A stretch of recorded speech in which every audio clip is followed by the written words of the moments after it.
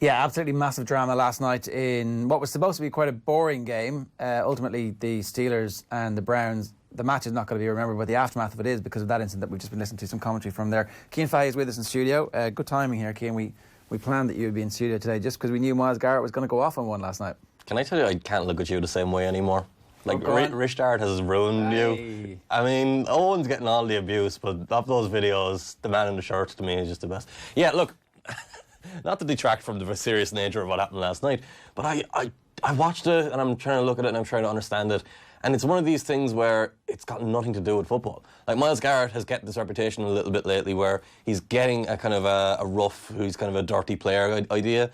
But everything up until this point has been like within the football, within the element of the game. Like, he arrives late in the sack and hits the quarterback late, and it's like, yeah, that happens. You know what I mean? You're trying to play the game. You're trying to get to get to the point in the field that you need to get to, and this is just out of nowhere. It's like, it's confusing because. Okay, before we get to that, right? So who is Myles Garrett for people tuning in? Oh, okay, yeah.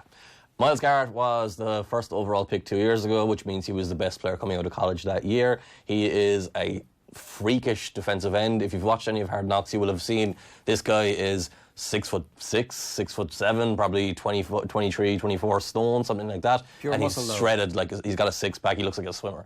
And he is a generational talent. He's also considered to be a very quiet person. He's like acknowledged he's socially uncomfortable. He doesn't know what to do with himself at parties and stuff like that. He reads and writes poetry. Yeah, and yet, like, it's a thing we shouldn't do where we assume quiet people are nice people and that, but you think when someone's that reserved, you wouldn't get this kind of thing. He did the ESPN body issue and he brought his mum to the shoot. So that's the type of person we're talking about here. He didn't have an entourage, a bevy of beauties, as the Star, the Sun might have put it back in the day. It was his ma who came to the ESPN body issue shoot, which is where they all do these artistic nude shots. So he's not your average. He's not your average. No, he's a superstar. He should be becoming a face of the league. He's one of these people who, defensively right now, it's very hard to be a star, like, because the game is so slanted towards offense. He's one of these guys who's a genuine difference maker because nobody can block him. Like, Jadeveon Clowney had a huge game against the 49ers last week and he stood out and everyone was like, yeah, this guy is a star as well. He is what Jadeveon Clowney is supposed to be, or because when Jadeveon Clowney came out, another top-ranked player in college, freak athlete, but he never developed as a pass rusher. Myles Garrett has come out, and he is this pass rusher, and he is this guy. He completely changes how the offense plays without doing anything, by just being on the field. Because his job is to get after the quarterback and crush him, basically. Basically, like in the very simplest, most rudimental terms, if you don't commit 2 people to him, he's going to get to your quarterback. So now you've only got 11 players, you've only got 5 or 6 blockers, you've got to commit 2 to him, and then there's another guy, Olivia Vernon's coming off the other side. That means he gets no help all the time.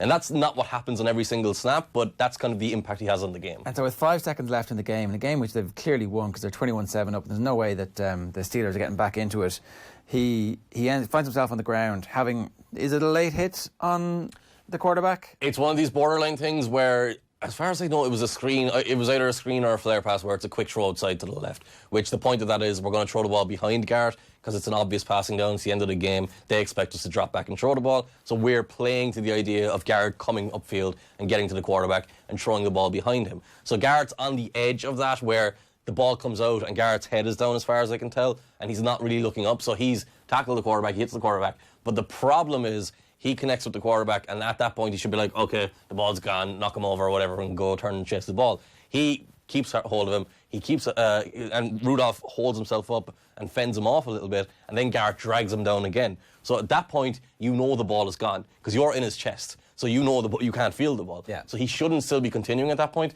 Then it gets to the ground, and you can see, like, the only thing I could find was Rudolph grabs his helmet and grabs his face mask a little bit and tries to push him into the ground.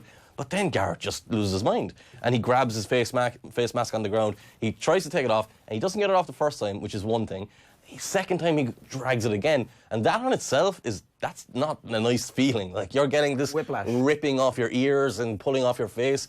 And then he takes it and swings it over his head, and it's just insanity. Gets the helmet off and swings it at Mason Rudolph's head and hits him on the head. It's more like, I was literally just Googling it up, looking at what people were saying about it, and RTE have an article on it where it says attacks. Like, that's not normally the word we use. It's like a heavy hit or unnecessary roughness or stuff like that, but attacking someone, and you can't disagree with it. Yeah. There's you can. So we woke up to this morning. America went to bed last night and has been dreaming about what they're going to say on the talk shows this morning. So if you want a little bit of voyeuristic, if you want to see a man being killed in public, turn on Pro Football Talk on Sky, and keep going, because Mike Florio was straight off going, "I should be banned for life." That's what Mike Florio does, though. I actually like Mike Florio. I find myself tuning into that show every day and enjoying it.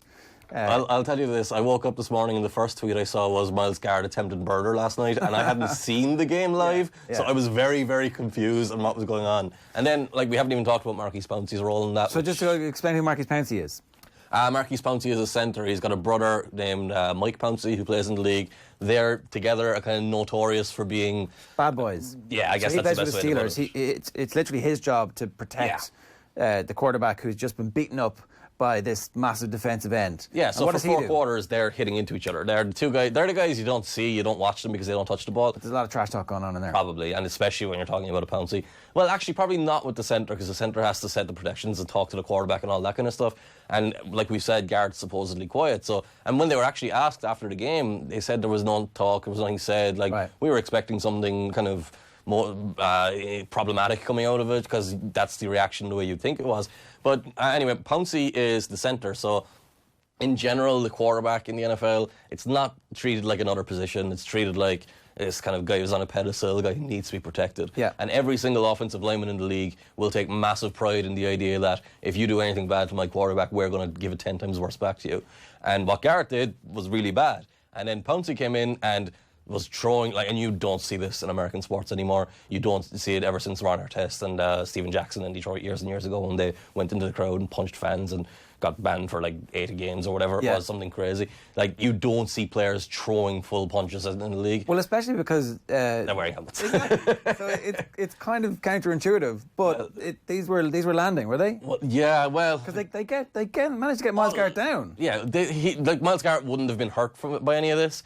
But Pouncey is extremely lucky, because his reaction was when the guy was on the ground to kick him in the head. So I don't think he's lucky. I think he's going to get done for that. I think that. Well, no, but he's lucky in the sense that he'll only get suspended. Right. If you're nothing bad. You could have snapped the dude's neck if he wasn't wearing a helmet. And at that point, Pouncey probably has no idea if he's wearing a helmet or not, because he's just seeing flashing in front of him and reacting the way it is. So the thing that concerns me is, if you're out and about and something like that happens, that can't be your reaction.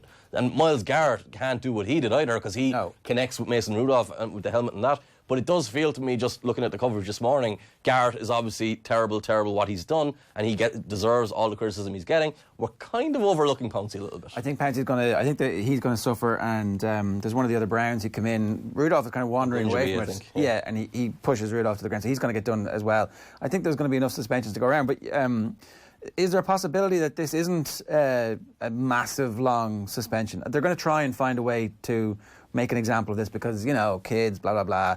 I'm not 100% certain on it. I know that you can do different things in reaction to extreme incidents.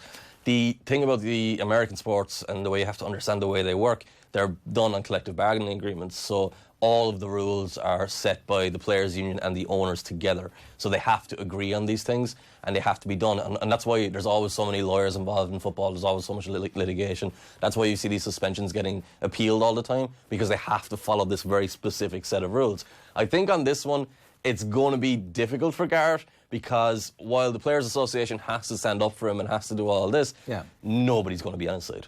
It's hard, it is hard. He needs to get his side out there pretty quickly, and he had an opportunity till last night, and he apologised, he owned it, but he didn't explain anything. No, I'd say I have a feeling that there was still a lot of adrenaline in his system. Probably. He should be on Oprah today. If I was managing him, I'd be like, look, straight on to Oprah. Look, this is not who I am. I don't think that's Oprah's. Here's me reading poetry. Here's my ma. I'm really sorry. This is anyway. Look, the Browns. It's an amazing story. The Browns this year, where you consider that very big American media companies were doing Browns Week because they've cured everything. They've done the whole process that. Who was it? Philadelphia. 76ers who did the same thing. Did the 76ers actually win a World's? Did they win a championship? They did not. They've done largely nothing. Exactly. So anyway. And they've fallen apart. But what the Browns, their next 5 or 6 weeks is like Miami and the Jets and a bunch of crap teams who actually give them the opportunity to get back into the playoff picture. So they're not done for the season, but they have lost their best player. Are the Steelers done for the season now?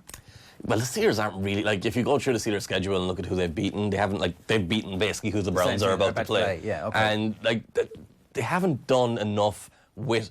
So the fascinating thing, they've traded for Minka Fitzpatrick, and he has been a revelation. Yeah. He has, like, interceptions all the time, fumble recoveries, forced fumbles. He's doing everything. He's playing deep safety. He's been incredible. And the thing I've really enjoyed about the Steelers is, without Roethlisberger, they've brought their offense in a little bit. They're not doing as much. They're not trying to do as much. And it helps the defense. It kind of, you don't slow the game down, but you shorten the game in the sense that there's fewer possessions, that there's also, you're a better field position for your defense. Because with Roethlisberger, you got the big plays, but you also got major mistakes all the time, and that used to cost them at the end of games. But with this team, they're very, very limited on offense, which can get you through the regular season and might make you get you to the playoffs. But the reality is, with that team, they're never going to do anything in the playoffs because they're going to be in a situation at some point over a 3-game, 4-game sample where the quarterback has to drive them down the field and has to make plays. And Mason Rudolph is in his second season. He's someone I liked coming out of college, but he hasn't been any sort of a star. Like, he hasn't been Jacoby Brissett even. You know, you can't put him as a top 20 quarterback. So realistically, they might still make the playoffs, but they're not really a team that's going to do anything. Okay, let's talk about the main team in their division who is definitely going to make the playoffs, and that's the Ravens, who've been absolutely lights out over the last couple of weeks. They've just managed to find a way to make their very talented quarterback play to an elite level week in, week out by building an entire offense around him. It's almost as if when you've got good players, you should be a good coach. Put a system around them that makes the best out of them. It's like this weird kind of... It's this fascinating thing in football where the head coaches have a specific system and they want to do specific things, and that's what gets them to the top. And then when they have their starting quarterback, they think, oh, we'll just run our system and our quarterback will execute it and it's his job to execute it. And then when they have a backup or a younger quarterback or someone else, they think, oh, damn, we better do something to help him. And it's like the good coaches help their starters too. And with the offense, like, to me, in Baltimore, the offense gets talked about way too much. What they're doing isn't anything spectacular. It's not like Lamar Jackson's being carried by this offense. He is a legitimate, bona fide superstar of a player. And it's not because he runs. His running is a huge part of what he does, obviously. But the reason he's that good is what I just talked about. When they get to the playoffs and they're just a straight drop back where he's just got to drop back and throw the ball and there can't be anything disguised or there can't be anything where the defense doesn't have to worry about running the ball. They can just sit back. He's capable of doing all of that as well, which makes this defense so impossible to stop. And it's why you saw a couple of weeks ago, Bill Belichick, the guy who shuts everyone down, who stops every fad, didn't know what to do. Couldn't do anything with him. Yeah, early in the season, Bill Belichick, though, sometimes we've seen, even last year, they had a rubbish month. I think it was around about this time last year, they were like, the Patriots are finished, Tom Brady's done, and then it was like, hang on a second. And then suddenly they ground their way back into a style of play that suited exactly what they had. Belichick is the obvious example of a coach who doesn't do, I have a system and we're going to play. He is one of those, and it's what Joe Schmidt said before the World Cup, I don't have a singular philosophy that I insist that everybody does. And he said that. Everybody's like, really? It kind of looks like you do. But anyway, with the Ravens this week against the Texans were a team that a lot of people were uncertain about at the start of the year because they had no wide receiver depth. They had obviously two good wide receivers, one of whom was injury prone. They had no offensive line and their running game was crap. And then they went out and signed two running backs. They traded for Larry Tunsil and they also added Kenny Stills to give them a bit of depth. And Duke Johnson. Yeah, exactly. And they transformed. It was like an aggressive, we understand that we have a quarterback on a rookie contract and we've got J.J. Watt in his prime. Now, well, not anymore. J.J. Watt tore his pec and he's gone for the season. So can the Texans be a team that are genuine Super Bowl contenders? This is proper football this weekend where it's two teams who are capable of winning the whole thing going against each other? Capable of? Yeah, maybe. I don't really think the Texans are on that level. I think as a team, like, you've lost Watt, obviously. They traded Clowney away to the Seahawks before the season started. I don't think they're actually... I think they will regret that at this point. I think overall there's a level of talent there where they're... He must have been such an asshole in the locker room that they couldn't deal with it. There's no other reason. No, it's not. It was financial. They couldn't fit him in. But they couldn't give him a new deal. Yeah. But they could have. They're paying him $8 million and... They messed... Look, the way that works, they didn't have a GM at the time. They had fired the GM. And the way it works is when your contract runs out, you get to become a free agent. Yeah. But there's a thing called a franchise tag, which means, I know you know this, but I'm explaining this. Like, if there's a thing called a franchise tag where you can prevent him from becoming a free agent, and give him a 1-year deal, he has to play on that. And there is a deadline that comes with that, where you can extend his contract, sign a long-term deal or not. And the Texans thought, by waiting until the very last second of the deadline, we can hold him down and get a good deal. And Clowney was just like, no, it's gone now, so now I don't have to do anything. He wouldn't have played. Yeah. You think he would have held out this year rather than play? Yeah. Okay, fair enough. Like the same thing happened with was it Melvin Gordon in Los Angeles? Different situation a little bit because he's not in the franchise tag, but he eventually came in. I think that's what it would have been with Clowney. Yeah. Okay. All right. I do think the Texans could actually go on a roll because Deshaun Watson is everything that Lamar Jackson is, except in terms of his ability to run a game. I just disagree. And you probably are closer to the generally accepted right opinion here. I am someone who is lower on Deshaun Watson than everyone else. And I will say, like, Jackson's... It's okay to admit you're wrong, Ken. Don't worry. It's grand, it's fine. It's a growth process. Look, I've never been wrong, so I can't really admit it.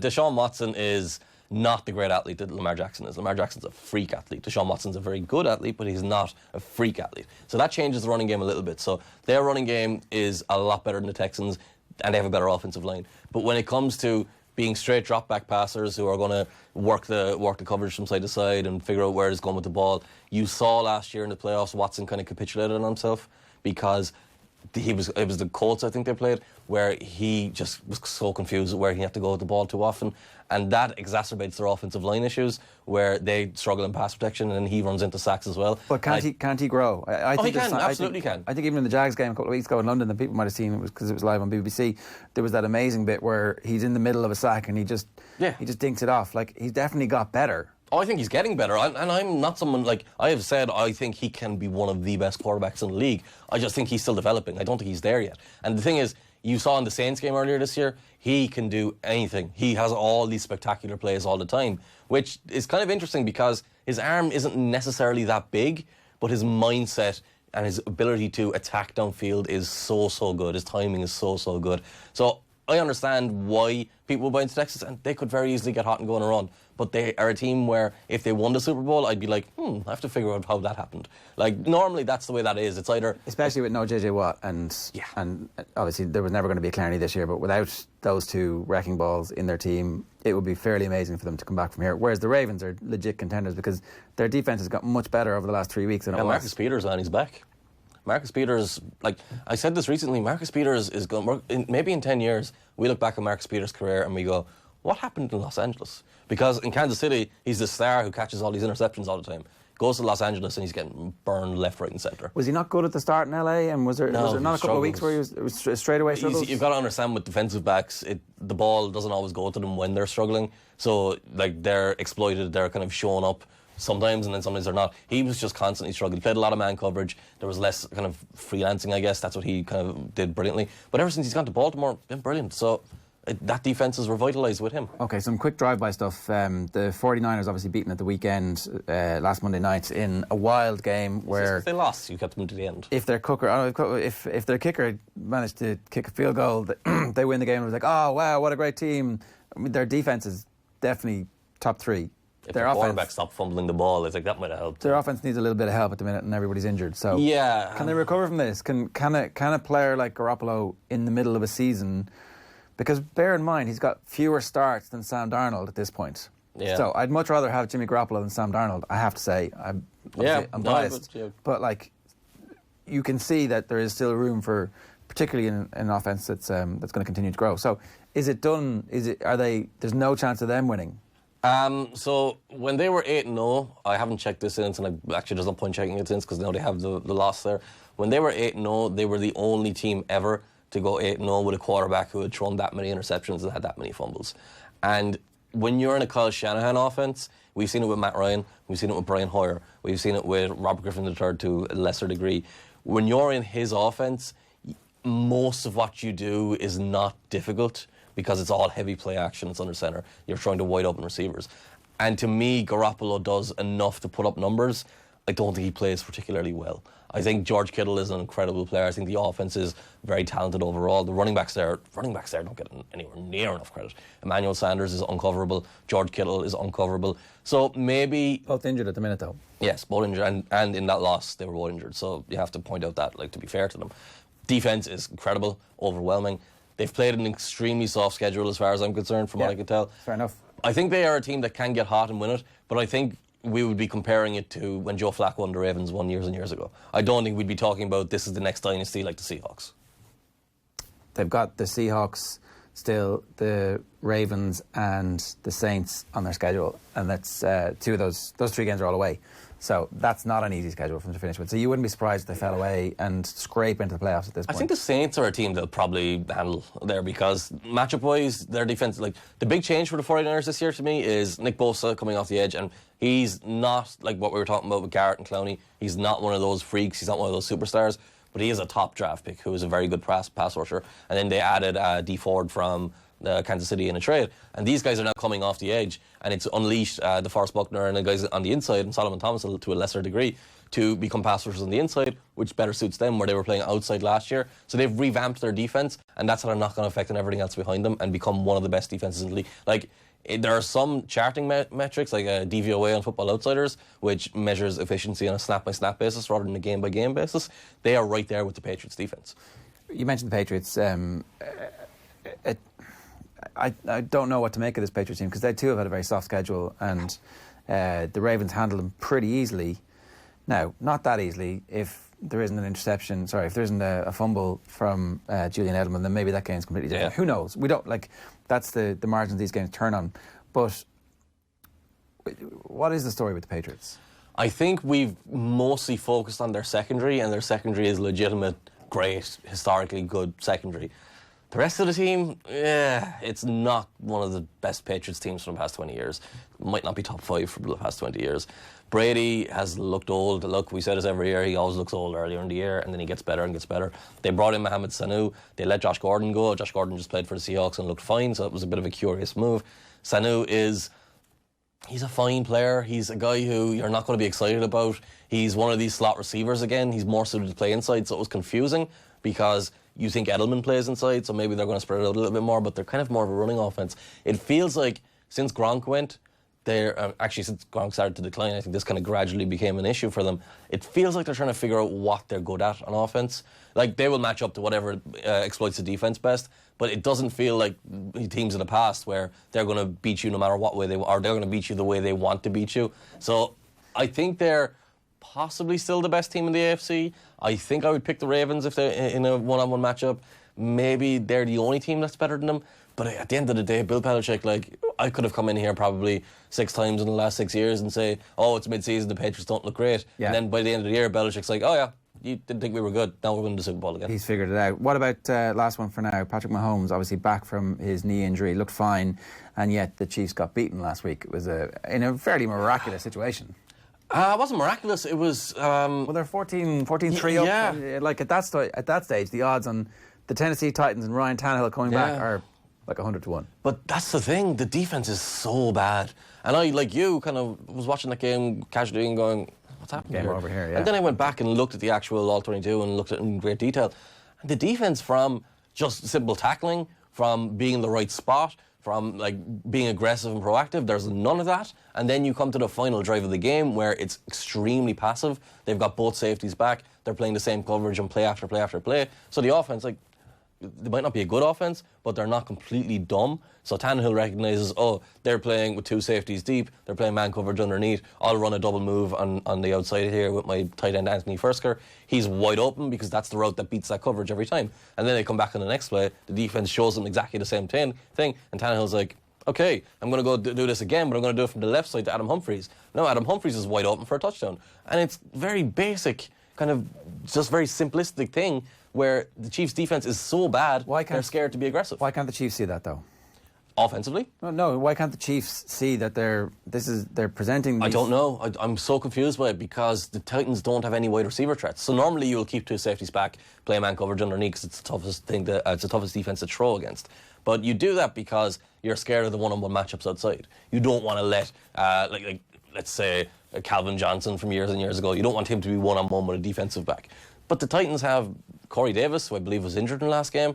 They have Tajay Sharp, who's only ever open when someone else has made a mistake. They have Adam Humphries, who's good in the slot. So they were playing into the Titans' strengths. So to me, it might have just been one of these mental errors, but overall, over the course of the season, it feels like that Chiefs defense is just overwhelmed and confused and just lacks talent too. That's the other thing. They rebuilt it this offseason. They traded away Dee Ford, who's been better than Frank Clark to this point, who they brought in to replace him, and it just hasn't worked out. Frank Clark says he's injured, though, and has been injured the whole time, so maybe that's a reason for it, and maybe he gets fit over the rest of the season, and maybe that changes things, but that's a lot of maybes for a team who are supposed to be Super Bowl contenders. Frank Clark tends to talk too. Well, this is true. Cian, it turns out there's loads of stories. Maybe it's time for us to bring back our weekly podcast. If people want to hear from you, where's the best place? Is it on Twitter? Twitter, probably Cian AF, just same place as always. Anywhere else you want to pub? No, we're pretty much Twitter. That's good. Everything comes through there anyway. At Cian AF on Twitter. I want to tell you about this because it's pretty exciting. Notre Dame and Navy playing each other this Saturday in South Bend, which will be the last time the two teams go head-to-head before they play in Dublin next year. Obviously, it's week 0 of the college football season, but it'll be a big game because both teams will have high hopes next season. ESPN, to mark the occasion, are going to be in the Woolshed on Parnell Street this Saturday. That's Parnell Street in Dublin 1. Filming ahead of the big day, and they're going to film the Irish crowd watching this game in preparation for next year. So that's ESPN Game Day, live from the Woolshed on Parnell Street this Saturday. It's just a small bit, so they're asking people to get down early, and apparently the first 100 people on arrival are going to get a pint of Guinness free to entice people further. There's also two game tickets to the 2020 Notre Dame Navy game for the best game day sign on the day. So this is your first opportunity that anybody in Ireland is going to have to get their hands on tickets. You need to bring a sign. You need to have the best sign. If you're one of the first 100 down there, you're going to get a free pint. And the signs are all going to be shown on ESPN Game Day in the States. That's 3:30 this Saturday in the Woolshed on Parnell Street. Get down early, though, to be part of the live broadcast. 2 million people watch that show. That's the biggest show in America, I think, as far as I know. It's also one of the very best shows in America because it's a brilliant ability to blend journalists with proper analysis and players who are just having fun. But the thing I would say as well, if you're going to go to a college game, the bands, watch the bands. It's like a concert. It's so good. It's so professionally done. It's phenomenal. Yeah, as far as I know, both Notre Dame and Navy are both bringing their massive bands. So I was at that game what year was it? 2013 maybe? Battle of the Bands. The last time that they were there. Yeah. The flyover that everyone was like, it was 45-0 or something like that. But I think this one's going to be a bit more competitive. Navy are a better team. They've certainly... I'd be lying to you if I told you I knew anything about either of them. All right, don't worry about it. We'll fill you in and make sure that you can bluff your way through a conversation with anybody about Notre Dame Navy in terms of next year. But that's this Saturday in the Woolshed around about 3:30. Cian, good stuff. Thanks very much. Thank you.